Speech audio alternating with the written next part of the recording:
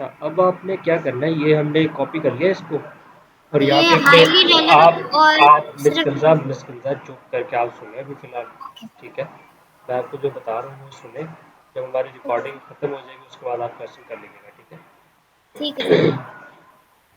अब ये हमने हाईली रेलेवेंट और रेलेवेंट कीवर्ड्स को हमने यहाँ से उठा लिया, और हमने यहाँ पे इसके फार्मूला लगा देना है।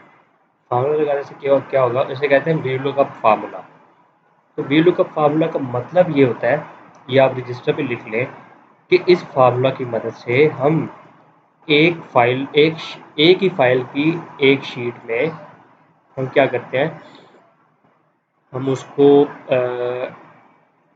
फार्मूला लगाते हैं और देखते हैं कि इस किसी भी वर्ड की या किसी भी जो एक कॉलम में कुछ टेक्स्ट लिखा हुआ है या कुछ नंबर्स लिखे हुए हैं उसके अगेंस्ट जो नंबर्स या जो टेक्स्ट हमें चाहिए वो हम यहाँ पे ले आए।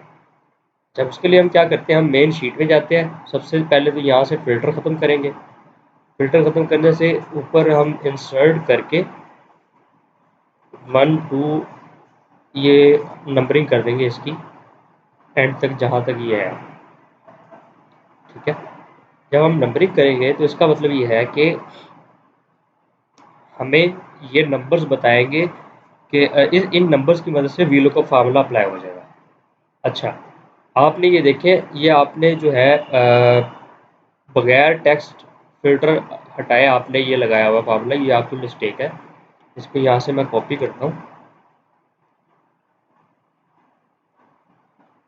ठीक है? यहाँ पे पेस्ट करते हैं, तो ये A2 से लेके A2 तक कोई भी फार्मूला लगाना है सबसे पहले फिल्टर खत्म करना है।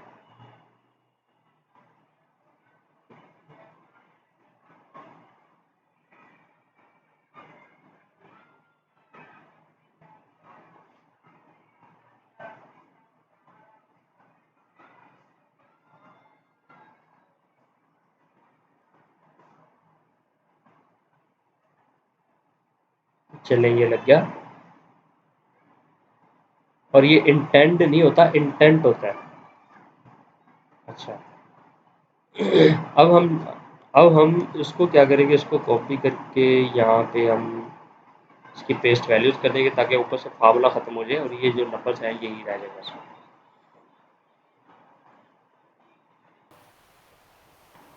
हमने फार्मूला में लिखा कि अगर इस A4 में जो चीज़ लिखी हुई है उसके अगेंस्ट वर्कशीट में A3 से लेके, मतलब ये A है ना, A कॉलम के तीसरी रो से लेके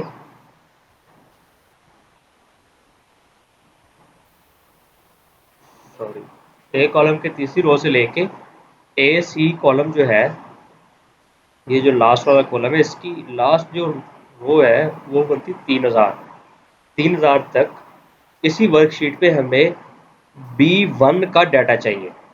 इसी वर्कशीट से हमें B1 का डाटा, अब B1 में वर्ड काउंट है तो हमने यहाँ से वर्ड काउंट उठा लिया, ठीक है? तो सेम आगे वही लिख दिया कि A4 में जो चीज़ है वो हमें कहीं से भी मिले, वर्कशीट से लेके A3 से लेके AC 3000 तक, और हमें स्पेशली उसके अगेंस्ट B1 का डाटा चाहिए। अब हमें रेलिवेंसी मैनुअल चेक, रेलिवेंसी हमें जो हमने यहाँ पे निकाली थी रेलिवेंसी, ये डी कॉलम है, डी, ठीक है? अब ये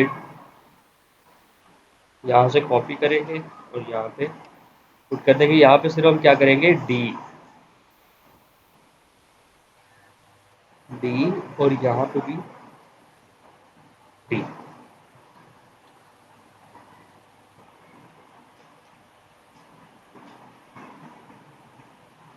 सर अभी सवाल पूछ सकती हूँ मैं?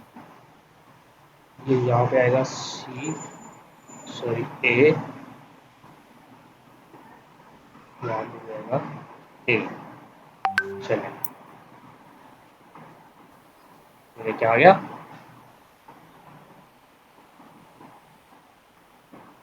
फिर यहाँ से हम कॉपी करेंगे, यहाँ पे सर्च वॉल्यूम, मुझे एक सेकंड दे, मेरी बैटरी जो है वो डाउन है। अच्छा, अच्छा, अब सर्च वॉल्यूम कौन से कॉलम का है? सर्च वॉल्यूम ये रहा एफ। हम यहाँ पे इसी फार्मूला को पेस्ट करेंगे। अब यहाँ पे हम डी की जगह एफ लिख देंगे। ठीक है।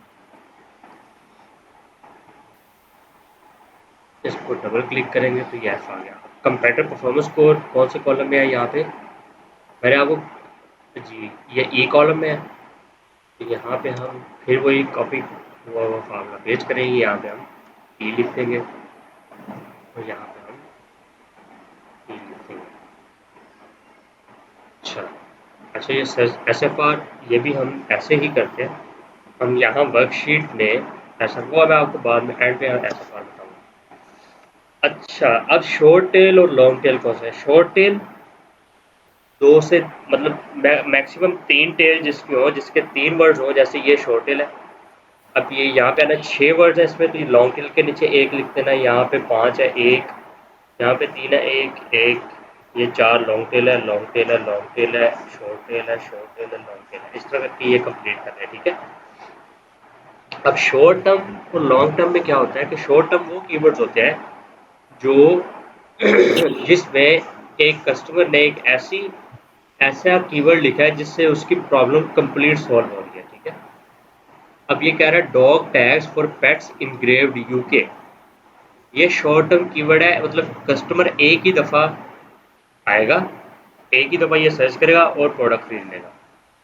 अब जैसे ये है ना पेट टैग, ये लॉन्ग टर्म है, ठीक है।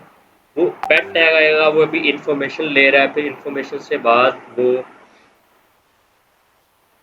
के बाद वो क्या उसे कहते हैं,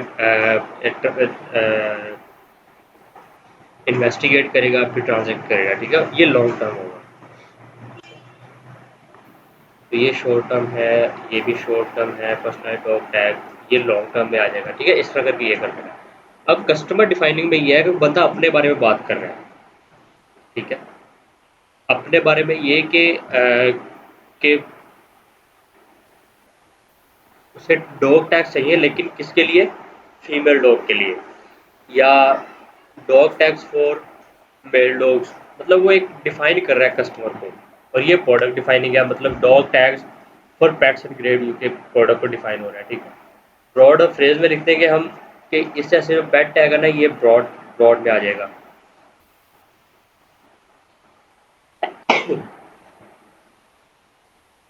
अब सॉरी, अच्छा, इन्फॉर्मेशनल में वो कीवर्ड आएंगे जिसमें वो इन्फॉर्मेशन ले रहे हैं, ठीक है। हम इसको यहाँ पे जाके डाटा में जाएंगे और सॉरी व्यू में जाएंगे, ट्रीज, तो ये फर्स्ट कॉलम हम इधर कर भी लेंगे तो ये इधर रहेगा। अब इन्फॉर्मेशन वो होती है जिसमें सिर्फ इन्फॉर्मेशन ले रहा है। ये आपको इसी की डेफिनेशन पता होगी ना। अब ये जो है dog tags for pets engraved UK, ये खरीदने की नीयत से है तो ट्रांजैक्शन होगा। Dog tags for pets engraved, ये भी इनग्रेव्ड मतलब वो पूरी प्रोडक्ट को पूरा डिफाइन कर रहा है, तो ये ट्रांजैक्शनल होगा। बस है डॉग टैग्स जिसको पूरा नहीं कर रहा कि इनग्रेव्ड नहीं है, यूके का नहीं है, तो ये इन्वेस्टिगेशन होगा। इसको आपने इस तरह कंप्लीट करना है, ठीक है। ये यहाँ पर मैं सेव करता हूँ और मैं आपको